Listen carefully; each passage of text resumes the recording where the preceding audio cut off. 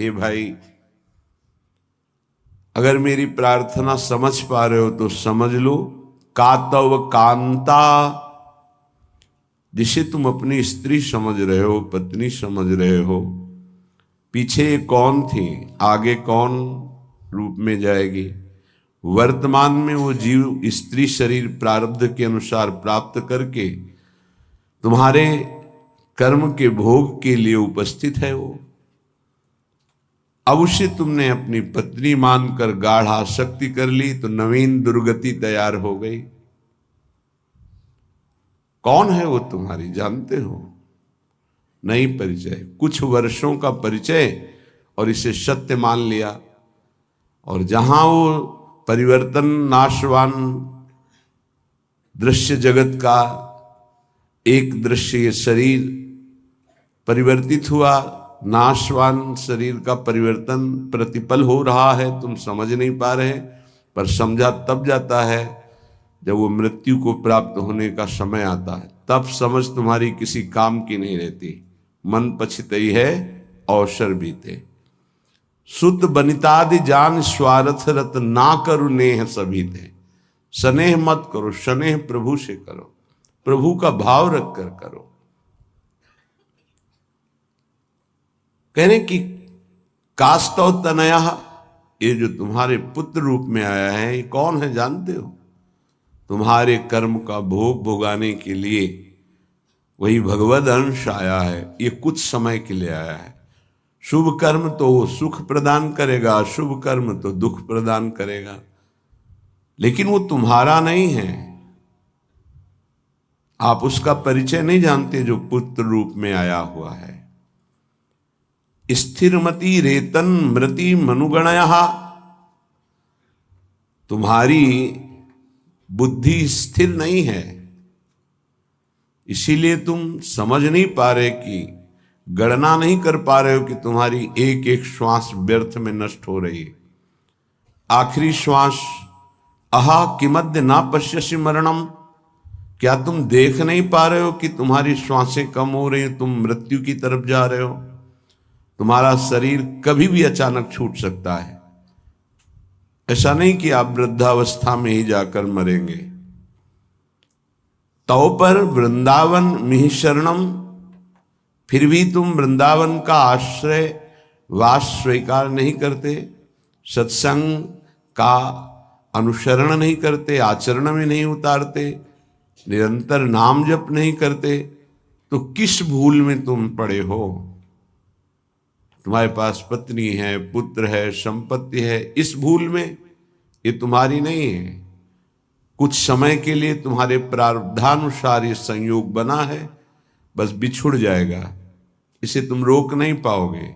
ना अपने शरीर का छूटना, ना अपने सगे संबंधियों के शरीर का छूटना, ये तुम्हारे बस की नहीं कि तुम रोक लो। तो क्या करें, सबको छोड़ दें? नहीं, सब में भगवत भाव करो, अपने धर्म का पालन करो, खूब नाम जप करो। जीवन सार्थक करने के लिए बहुत आवश्यक है। अगर आप इनके मोह में फंस करके भगवत विमुख जीवन व्यतीत कर रहे हैं तो निरर्थक जीवन है। प्राण निकल जाए पर भजन नहीं छूटेगा, इसे ही भजन कहते हैं। और ऐसा भजन बहुत लोग नहीं करते, कोई कोई करता है। पूज्य बाबा के सब कर सकते हैं, सामर्थ्य सब में है ऐसा भजन करने की, पर वो लगन नहीं है, वो अगन नहीं जगी भगवत साक्षात्कार करने की। इसलिए जहां विपत्ति आई उसमें डूब गए, संपत्ति आई उसमें डूब गए, भोग आए उसमें डूब गए, प्रभु का विस्मरण हो गया। इसका यही कारण है। भजन का तात्पर्य है भजन में गोता लगाना, डूबना। बस चल रहा है मंत्र नाम, उसी के श्रवण में डूबा हुआ उपासक। डूब करके भजन किया जाए तो 6 महीने में भगवत साक्षात्कार कर लिया ध्रुव जी ने। डूब करके गोता लगाया, 6 महीने भजन में भगवान का साक्षात्कार कर लिया। और अगर तन्मयता नहीं है भजन में, तो बहुत लंबा समय निकल जाता है। देखो, इस मन को देखा, अगर इसको भजन का सुख आप नहीं दोगे तो ये रुपए की गणना का सुख करने लगेगा। कई बार हमने कहा बचपन से इसी बात की पढ़ाई है, मन की वृत्ति की। आप देख लेना, अनुभव करना। अगर आपको प्रियाजू के भजन में गुरु की आज्ञा के अनुसार तन्मयता नहीं आ रही है तो आपका अर्थ के प्रति भाव आ जाएगा। अनंत ब्रह्मांडों में कितना ऐश्वर्य है और वो मायाकृत एक पलक झपकते श्री भगवान ने रचा है। ऐसे श्री भगवान को अधीन करने वाली प्रियाजू का आश्रय हृदय में रहे तो और फिर क्या। पर उस भजन न होने के कारण हमारी स्थिति अपने आश्रय तत्व पर नहीं होती। आश्रय हुआ ही नहीं, होने का अवसर मिला लेकिन हमने फिर भी वही लौट कर आश्रय कर लिया, पलट गए, फिर वही आश्रय कर लिया। सन्मुक्ता से जो एकदम परिवर्तन होता है, एकदम विमुक्ता के लिए माया अपना जाल रचती है। स्पष्ट देख, तू इससे एक बहुत बढ़िया महल बना सकता है, तू बहुत बढ़िया कार ले सकता है, तू हर सुख सुविधा ले सकता है। राजी हो गया। देखना सब व्यवस्था बढ़िया बन रही। नहीं नहीं, हम व्यवस्था बढ़िया नहीं बनाने आए, हम व्यवस्था को श्री जी के आश्रय से चाहते हैं, अपनी मन बुद्धि के आश्रय से। लाडली झुके महलों में रखो चाहे झोपड़ी में बाग, उसका केवल आश्रय अंतर से प्रभु का होता है। गृहस्थ और विरक्त की चेष्टाएं अलग होती हैं, निवृत्ति परक चेष्टा और प्रवृत्ति परक चेष्टा, बस ये ध्यान रखना है। निवृत्ति परक चेष्टा से कोई भी ऐसी सिद्धि नहीं जो आ न जाए। प्रवृत्ति परक चेष्टा में अतिथि सत्कार, परिवार की सेवा, समाज की सेवा, नाम जपने का अभ्यास, धर्म पूर्वक कमाया हुआ धन, तब वो आगे बढ़ता है। निवृत्ति परक चेष्टा एकमात्र भगवदाश्रय, उसी से सब हो जाता है। तभी लोगों को लगता है कि संत लोग बड़े धनी हो जाते हैं, उनको लगता है बड़ी चतुराई करते हैं। हमें लगता है कि क्या ये चतुराई आप में नहीं जागृत हो सकती है? क्या चतुराई? आप बल यहां पकड़े हो, बहुत चतुर है संत जन, ठग लेते हैं। किसको? ठगनी माया को भी। माया ठगनी विश्व को ठग रही, वो उसको भी ठग लेते हैं। वो बड़े चतुर हैं। रामई भजई ते चतुर नर, क्योंकि उस सच्चिदानंद का नाम एकत्रित किए हैं। एक नाम के ब्याज में पूरा त्रिभुवन नहीं है, उसकी बराबरी हम नहीं कह रहे नाम की, ब्याज में। एक नाम त्रैलोक ही तारे, जो न ले सो जन्म ही हारे। अभी अपने लोग महिमा नहीं जानते नाम की, सच्ची माने। किसी ने कहा कि समस्त संसार को तो हम दुखी में देख रहे हैं, अगर विश्व में कोई सुखी है, वो उपहास के प्रति शब्द थे। अगर विश्व में कोई सुखी है देखा जाता है तो संत जन देखे जाते हैं। उनका तात्पर्य अध्यात्म से नहीं था, उनका तात्पर्य भोगों से, विषय सामग्री से, वैभव से था। अगर तुम्हें ऐसा पता है तो तुम वैसा करके देखो, बहादुर हो। तुम्हारे में चतुराई की कोई कमी है क्या? बड़े चतुर हो। तय बालक नहीं भर्यो शयानब, तू बालक नहीं भर्यो शयानब, काहे कृष्ण भजत नहीं नीके। अरे तू बालक नहीं, बड़ा चतुर है, पर तू ठीक से भजन नहीं किया ना, इसीलिए ऐसा है। क्या चाहिए? त्रिभुवन का सर्वश्रेष्ठ पद 5 वर्ष का बालक प्राप्त कर लिया गुरु जी, क्या चाहिए? अखिल लोक चूड़ामणि भगवान के पास क्या कमी है? पर आपको उतना भजन करना पड़ेगा, आपको वैसे समर्पित होना। उस 5 वर्ष के बालक ने मां का प्यार, पिता का प्यार, राज्य सुख, शरीर सुख, सब भयों को त्याग करके इसी मथुरापुरी में आकर भजन किया। इसे मधुपुरी कहते हैं शास्त्र भाषा में। यहीं आकर के भजन किया और यहीं स्वयं सच्चिदानंद भगवान आकर दर्शन दिए और उनकी कामना पूर्ण की, उच्च पद की। गोता लगाना अर्थात उसमें डूबना, अर्थात उसका ऐसा दृढ़ चिंतन, गुंजायमान केवल मंत्र और नाम हो रहा है। तुमसे सच्ची कहते हैं ये जीव बड़ा पागल हो गया है माया में, सत्य वस्तु को समझ ही नहीं रहा। पूज्य बाबा कह रहे उसको यही पता नहीं कि मैं यहां कमाने के आया हूं मृत्यु लोक में। पागलों की तरह घूम रहा है, कभी ये बटोर रहा है कभी वो बटोर रहा है, उसका लक्ष्य ही नहीं पता चल रहा कि तू आया क्या लेने यहां है, क्या कमाई करने आया है, उसको समझ में नहीं आ रहा। कई बार कहा ऐसा कमाई और ऐसे देश में कौन रहना पसंद करेगा। किसी भी देश में अगर ऐसी पद्धति हो कि आप यहां आइए, आपको घर मकान भोग सामग्री सब मिलेगी, बहुत ध्यान से सुनिए, पर जब आप हमारे देश से जाएंगे तो आपका कपड़ा तक उतरा लिया जाएगा। सब सुविधाएं मिलेगी, जब जाओगे तो कपड़ा तक उतरा लिया जाएगा। अब आप ऐसे देश में रहना पसंद करेंगे, ऐसे देश की कमाई पसंद करेंगे? कोई भी बुद्धिमान नहीं पसंद करेगा। और आप ऐसे ही देश में हैं जिसका नाम मृत्यु लोक है। कपड़ा तो कपड़ा रहा, आपका शरीर भी छीन लिया जाएगा। यहां की इस देश की कोई भी वस्तु लेकर आप नहीं जा सकते। अब आप विचार कीजिए आप कितने बड़े बुद्धिमान हैं और क्या कमा रहे हैं। खास बात है जब आप अपने देश को यहां से जाएंगे, अपना देश है भगवत देश, और आपके पास जाने का किराया भी नहीं रखा जाएगा और आपकी पोशाक उतार ली जाएगी, तो आपका यहां शरीर भी छीन लिया जाता है, शरीर संबंधी छीन लिए जाते हैं, बैंक बैलेंस छीन लिया जाता है, प्रॉपर्टी छीन ली जाती है। अब आपके पास रहा क्या?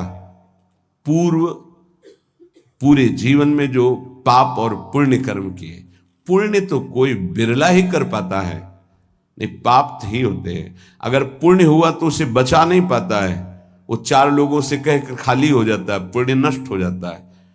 पुण्य अगर हमने कुछ पुण्य किया और कह दिया अपनी वाणी से, चार लोगों के बीच में अपनी प्रशंसा कर ली, तो तप पुण्य साधना ये सब क्षीण होने लगती है। हम वृंदावन गए थे, 100 साधुओं का भोजन कराया और फिर ऐसा ऐसा ऐसा, और संत जन कह रहे थे कि ऐसा भोजन तो आज तक हमने नहीं पाया भगत जी, आपने जैसा पवाया। ओ जो कुछ सुकृत बना था मानो करवाया होगा। ऐसी सेवा भगवत कृपा से अवसर मिलता है, पर वो बार बार कहकर अपने सारे सुकृत नष्ट कर देता। इस देश से बचकर निकल पाना और कुछ कमा के ले जाना, ये केवल भगवत कृपा पात्र से ही हो सकता है। बहुत छल भरा ये देश है मृत्यु लोक। जीव पागलों की तरह पूरा जीवन व्यतीत कर रहा है। मुझे यहां किस लिए भेजा गया, क्या लेके जाऊंगा, ये सोच ही नहीं पा रहा है। गोस्वामी जी ने कहा है कि ये जो मन है ये श्वान की तरह हर जगह पादुका का प्रहार पाता है, पर फिर उसी दरवाजे पे खड़ा हो जाता है। अर्थात निकृष्ट भोगों को भोग कर असंतुष्ट, ग्लानि, दुख, परिणाम में चिंता, भय, शोक, पर फिर वही उन्हीं भोगों को भोगना चाहता है। पागल की तरह भटक रहा है। ये महापुरुष जन जानते हो, दुखी होकर ऐसा बोलते हैं। जो वस्तु तुम्हारे साथ नहीं जानी है उसके चिंतन में तुम समय बर्बाद कर रहे हो। चिंतन करो प्रभु का, कार्य करो संसार का, तो जीवन यापन के लिए शरीर चेष्टा और वस्तु ले जाने के लिए नाम धन, कितना बढ़िया उपाय है। राधा राधा राधा। विषय अनेक हैं और अनंत हैं, कितना भोगोगे। भोगते भोगते मर गए, फिर जन्म हुआ, फिर भोगते भोगते मर जाएंगे, कुछ आते नहीं लगेगा। बड़ा विचित्र खेल है, बड़ा विचित्र खेल। भगवान की असीम कृपा है, जिनको भोगों से विरक्ति मिल गई है या जबरदस्ती बचे हुए, बिनु अवसर भयते राजोई। चतुर्थ ब्रह्मचारी का लक्षण है ये। बिनु अवसर नहीं मिला, और भयभीत है इसलिए वो नहीं भोग रहा, तो बिनु अवसर भयते रह जोई, ये चौथे में। उत्तम तो उत्तम के बस असमन माही, सपन हुआन पुरुष जगनाई। अपने प्रीतम प्रभु के सिवा उस स्वप्न में किसी और को नहीं देखता। कितना भोगोगे अनंत विषय। कल एक भगत बड़ा मस्त, सब हंस रहे थे लेकिन कोई फर्क उसको नहीं था, गंभीर मुद्रा में बैठा। उसने कहा हमने ठाना है 1.25 घंटा नाम जप करता हूं और बढ़ा दूंगा, सत्संग आपका सुनता हूं, पर 1 लाख सुंदरी स्त्रियां चाहिए मुझे। हमारे तो होश उड़ गए भाई कि ऐसा प्रश्न करता आया, भगवान ने भेजा। पर अपने को सबका आदर और दुलार, मेरी लाडली जो ऐसी हैं, करुणा करुदार, नहीं तो 1 सेकेंड में कि आप कृपया बाहर होइए, यहाँ कोई भगवत चर्चा कीजिए। लेकिन अच्छा पॉइंट ये था कि वो नाम जप करता था और उसके अंदर आशा थी। देखो वासना की कितनी भूख बड़ी हुई, पर वो बहुत गंभीर, और ऐसा नहीं कि कोई देखने सुनने लायक हो। वो बहुत बड़ी गंभीरता से कह रहा था कि मैं 1 लोक प्राप्त करना चाहता हूं, उसका सम्राट बनना चाहता हूं और 1 लाख सुंदरी स्त्रियां हो। वो नहीं बोल रहा है, उसका भोलापन है, अज्ञान जिसे कहते हैं। वासना इतनी बड़ी हुई कि उसको लग रहा है अगर ऐसा हो गया तो मैं बड़ा सुखी हो जाऊंगा। भागवत में चरित्र है चित्रकेतु राजा का, आप पढ़ करके देख लेना, श्री शुकाचार्य जी वर्णन कर रहे हैं। उनके 1 करोड़ रानियां थी। क्या परिणाम में क्या जरा देखना, पढ़ना। निराश, हताश, उदास होकर ऋषियों के पैर पकड़कर तब वो अनंत भगवान की उपासना मिली और वो भगवान का साक्षात्कार किया, अनंत शेष भगवान संकर्षण का। और वो बहुत सावधानी का विषय होता है।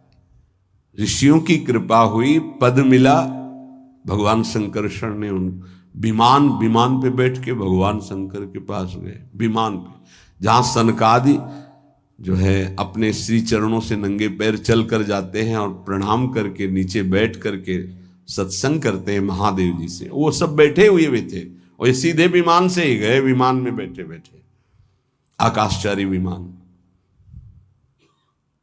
भगवान से कहा कि एक साधारण पुरुष भी अगर अपनी स्त्री से वार्तालाप करता है तो एकांत में करता है, आप तो वो महायोगाधिराज योगिंद्रों मुनिंद्रों के गुरु भगवान शिव, तो अंबा जी वामांग में बैठी हैं, आप बैठे और ब्रह्म का उपदेश कर रहे हैं।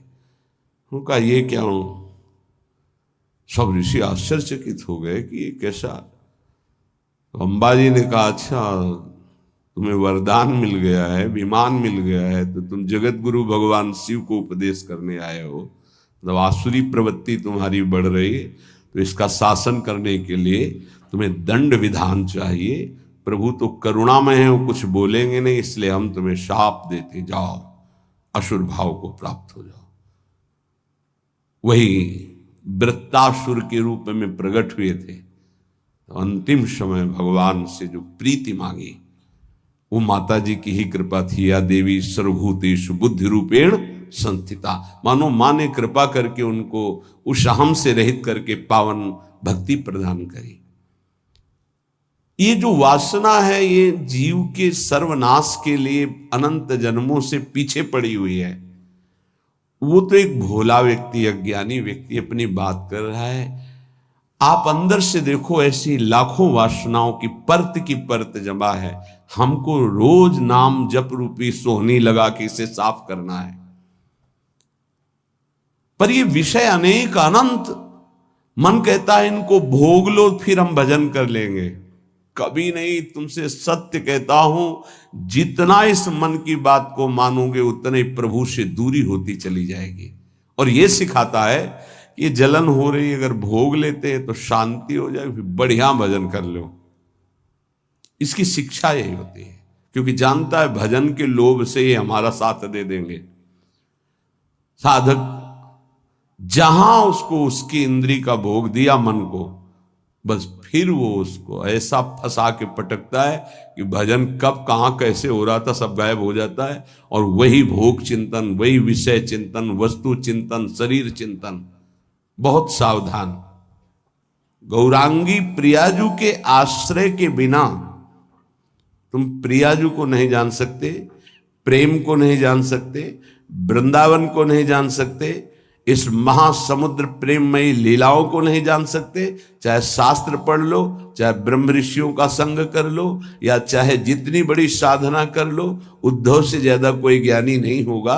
वो कह रहे कि वासुदेव ने इशारे से उद्धव को बता दिया कि परम पावन वृंदावन की भूमि में प्रेमियों के संग में ही प्रेम प्रकाशित होता है, विशुद्ध प्रेम। ऐसे गौर आश्रय का दृढ़ अवलंबन लेकर हम वो प्राप्त कर सकते हैं जो किसी साधन सूत्रों से नहीं प्राप्त हो सकता। ये सौभाग्य अपने लोगों को स्वाभाविक प्रियाजू की कृपा से मिल गया कि वो हमारी इष्ट हैं, राधई वेष्टम, वही हमारे इस सत मार्ग के प्रकाश करने वाली हैं। राधा वल्लभीय, वल्लभीय हमारे यहां वल्लभ हैं राधा, प्रीतम है राधा, प्राणनाथ है राधा। और मार्ग को ही संप्रदाय कहते हैं, सुदृढ़ मार्ग, जैसे सरकार के द्वारा बना हुआ राजमार्ग, जिसे पहले जीटी रोड कहते थे, अब क्या कहते हैं पता नहीं, जो बहुत है हाँ हाईवे, जो हम तो गांव की भाषाओं से जीटी रोड कहते थे। ये वो सुदृढ़ संप्रदाय का मतलब होता है सुदृढ़ मार्ग। बोले कहां जा रहा है? बोले सीधे निकुंज जा रहा है, कहीं मोड़ नहीं है इसमें। राधा वल्लभीय, वल्लभ है जहां की राधा, मेरे प्राणनाथ श्री राधा, श्री श्यामा प्यारी जो। इस मार्ग की प्रकाशक स्थापना करने वाली श्री स्वामिनी जी, राधई वेष्टम, संप्रदायिक कर्ता, आचार्यों, अपने मार्ग का स्वयं उपदेश करने के लिए वही हित सजनी है, दूसरा कोई नहीं। हित सजनी, वही हित प्रेम सखी के रूप में, वही हित प्रेम आचार्य के रूप में, वही हित प्रेम गुरुदेव के रूप में। मंत्रदहा, मंत्र का दान करने वाली श्री किशोरी जू ही है। निज मंत्र स्वयं स्वामिनी जू ने श्री हितजू महाराज को प्रदान किया। मंत्रदह, मंत्रदाता, सदगुरुश्य, परम सदगुरु श्री लालजू महाराज हैं। कृष्णे वंदम जगत गुरु, ऐसे कृष्ण की वंदना करता हूं जो जगत गुरु स्वरूप में विराजमान हैं। चाहे वेदांत हो, चाहे योग हो, चाहे भक्ति हो, चाहे कर्म योग हो, सबके गुरुदेव श्री कृष्णचंद्र जो हैं। किसी भी संप्रदाय का, किसी भी मार्ग का, किसी भी भाषा का हो, गीता जी का आश्रय लेता ही है। गीता जी श्री जगत गुरु भगवान श्री कृष्ण के श्रीमुख से स्वयं प्रकट हुई है। जैसे वेद श्वासों से, ऐसे वाणी से गीता जी, श्री जगत गुरु भगवान की वाणी है गीता जी। कोई ऐसा नहीं है विश्व में जो गीता जी को न मानता हो। गीता जी की व्याख्या उर्दू में, अंग्रेजी में, हिंदी में, संस्कृत में और बहुत बड़े बड़े महापुरुषों ने की, हर संप्रदाय के महापुरुषों ने की।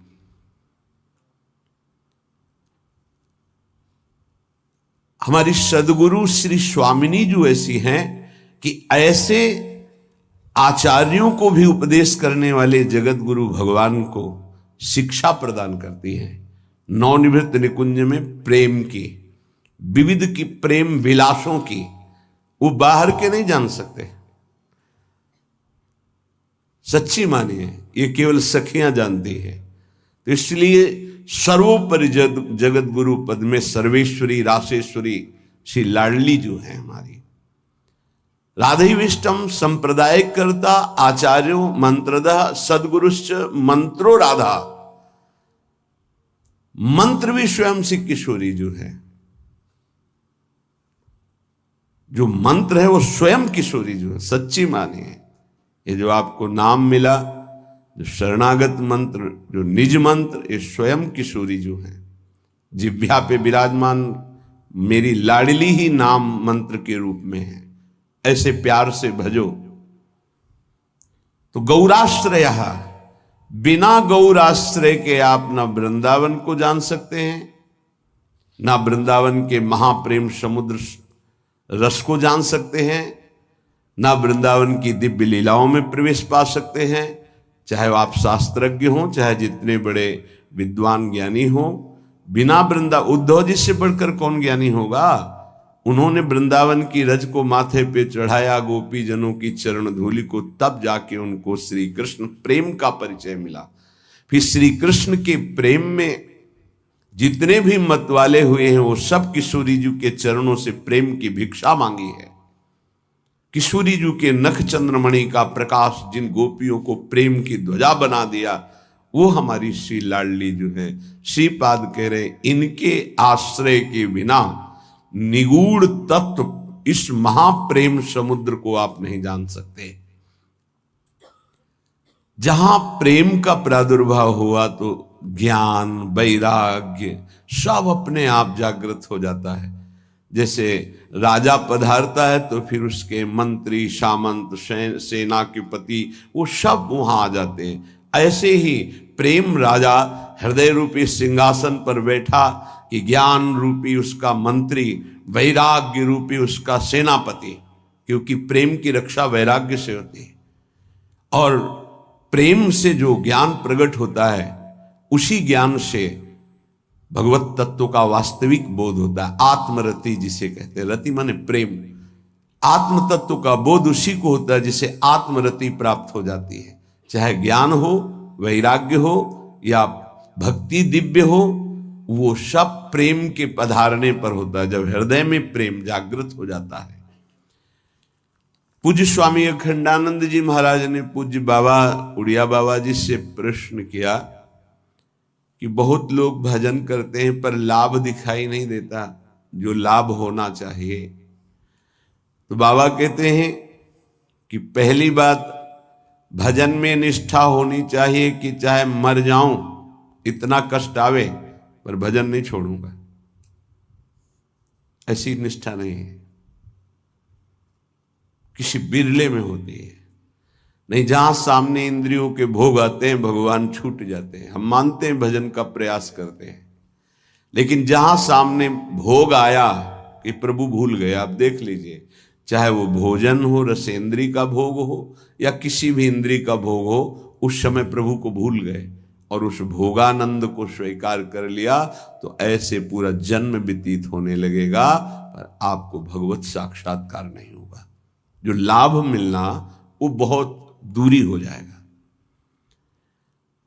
जहां कोई दुख आया, विपत्ति आई, भूल गए प्रभु को। सुख आया, संपत्ति आई, भूल गए प्रभु को। मर चाहे जाए हम, किंतु प्यारे का भजन नहीं छोड़ सकते। इसी का नाम भजन है। भजन का स्वरूप क्या? ये चाहे विपत्ति, दुख, मृत्यु से बढ़कर तो कुछ है नहीं। हमारी मृत्यु भी आ जाए तो हम भजन नहीं छोड़ सकते। अब त्रिभुवन की राज्य लक्ष्मी मिलने पर जो आधे पल के लिए भी प्रभु का विस्मरण नहीं करता, उसे भक्त कहा गया है, महाभागवत कहा गया। तो कुछ भी सुख सुविधा मिले उस समय हमें प्रभु का, यही तो कसौटी है कि आप उत्तम से उत्तम